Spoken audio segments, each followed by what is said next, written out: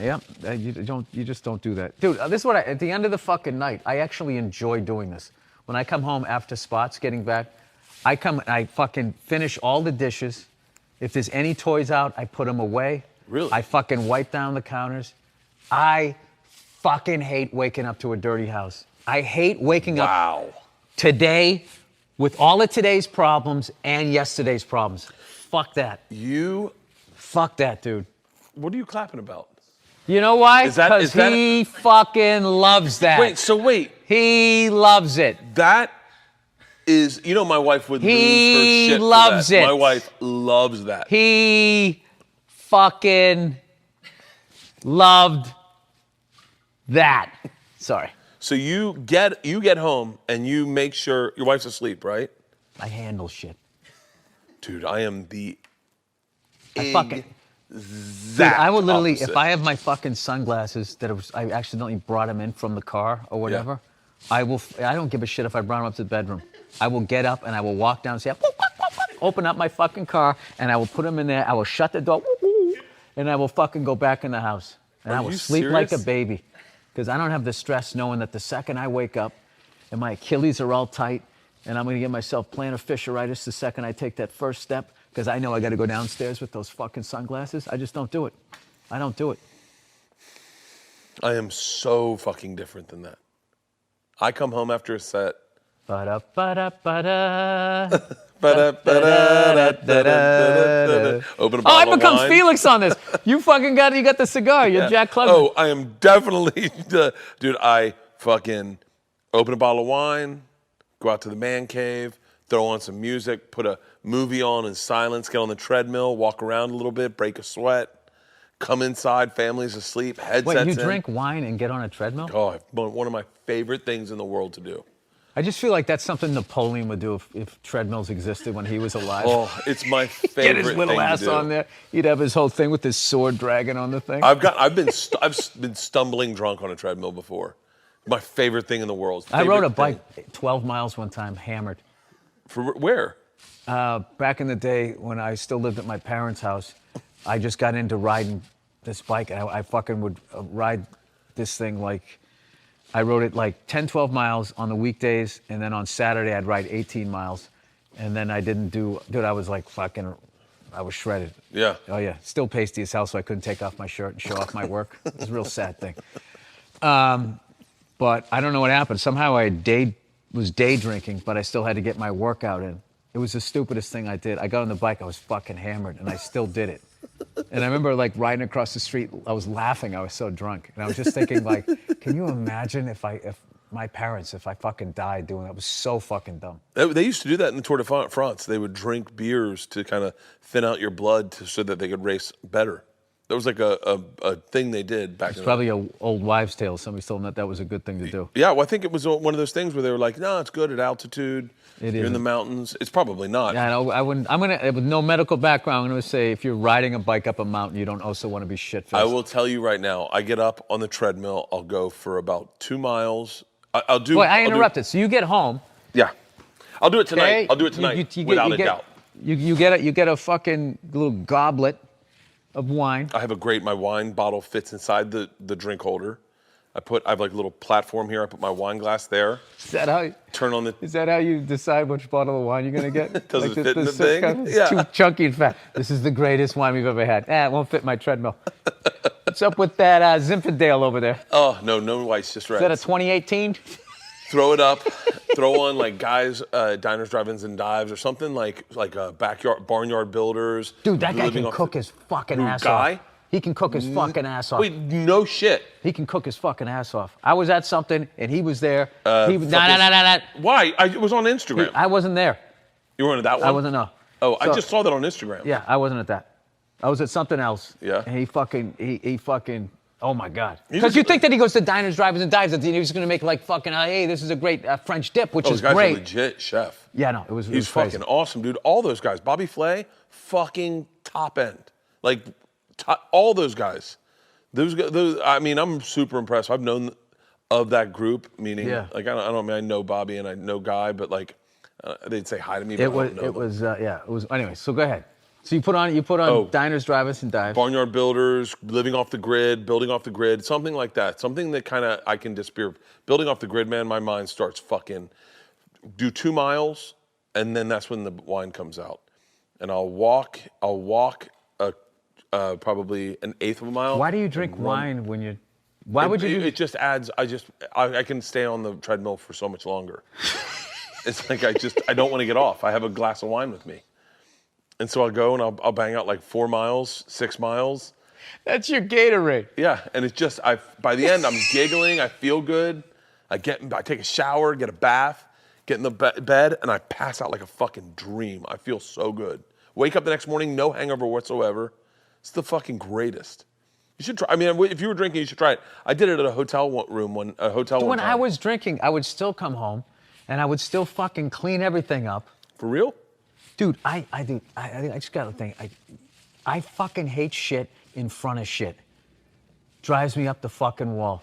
When somebody puts down some shit in front of some other shit, so now I have to move that shit to get to the shit. It just doesn't make any sense. Like something has to go. What do your cabinets, your counters in your kitchen look like? How much stuff is on your counters? Well, my kid has a little train set there. I'm not like a Nazi about it, but I clean up around it. Yeah. I just clean up around it. No, there's nothing. There's just like appliances and no food, and it's fucking spotless. I get it's nice. I get cocoa-covered almonds. I put up a bowl of those out. I have these cauliflower. I like put bowls of fun stuff out. So if you come in, you just grab some almonds and pop them in, and peanuts. I have some toffee, like just little treats out. Spice your day up. I love fun stuff. Oh, there's nothing better than walking in and just going like. There's nothing. I think all of that is great. I'm sorry, we still have like Hershey Kisses and something. Yeah. I just don't have fucking thumbprints all over the. Oh. You know the thing I fucking can't stand is the honey. The honey's all fucking sticky and shit. It's just like, just wipe it down. And then what happens is then it gets in the cupboard, and then that gets sticky, and then dirt gets on it. You're like my wife. My wife's that way. What, neat? Yeah. An adult? Oh, God, it's so fucking gross. I am so fucking broken. I know exactly what you are. You grab the honey thing, you get it all over your hand, and then you grab the handle on the fucking refrigerator. Yeah, there you go. Ugh. God gave me a napkin, honey. Dude, one of my favorite things to do is drink all the milk and put the container back in the fridge. It's one of my favorite things in the world to do. To then hear my wife go, "Who the fuck?" I start giggling. That's funny. Yeah. That's funny because there's a bit behind it. Yeah. But if you're just being an animal, then you're just a fucking animal. One time I clipped all my toenails and I taped them underneath our table. So there was tape here and I just thought, I'm not gonna throw them, I'll tape them. The hardest I've ever laughed is when we were moving out of that apartment. We grabbed the table and my wife flipped it and goes, "The fuck is this?"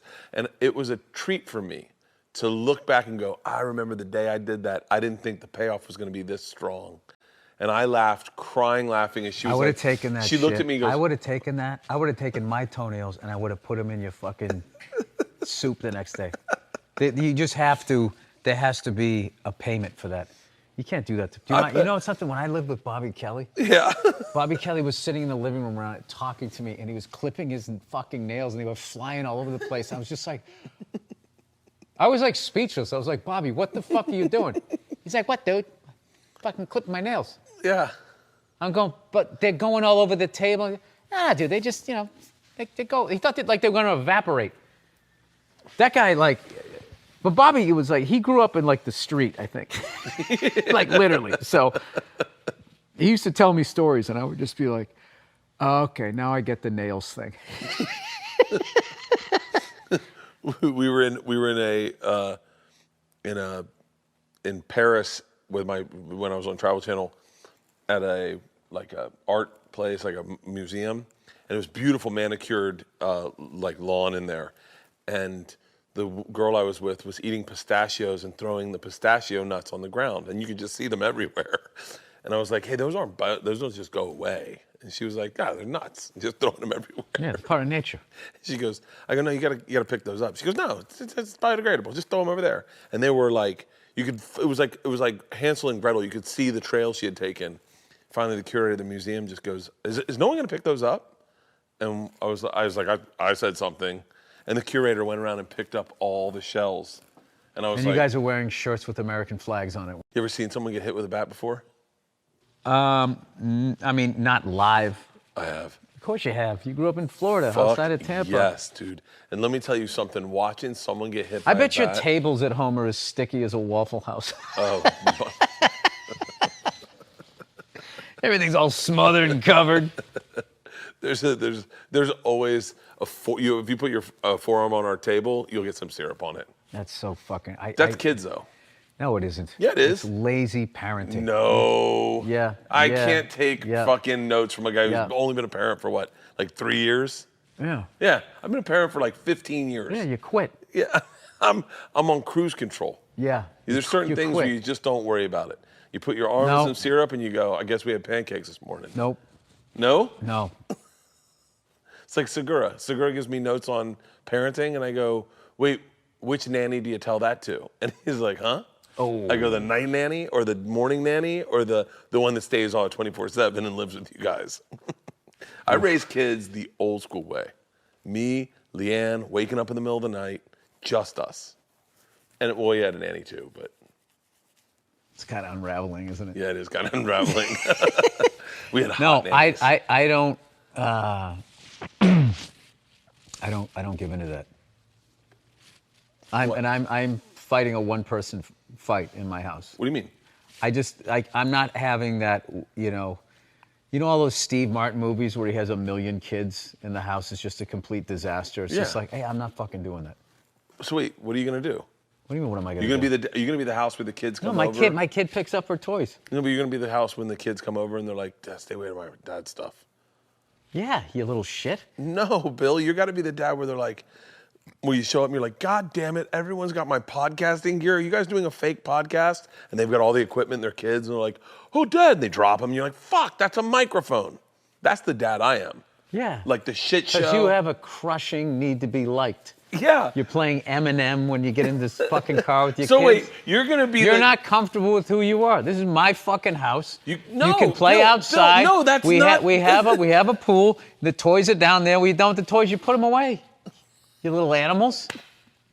They're gonna come in and Wait, fucking. what was your house like? Was your house like that growing up? No, Wait, then why would you create a house that isn't the same that you grew up in?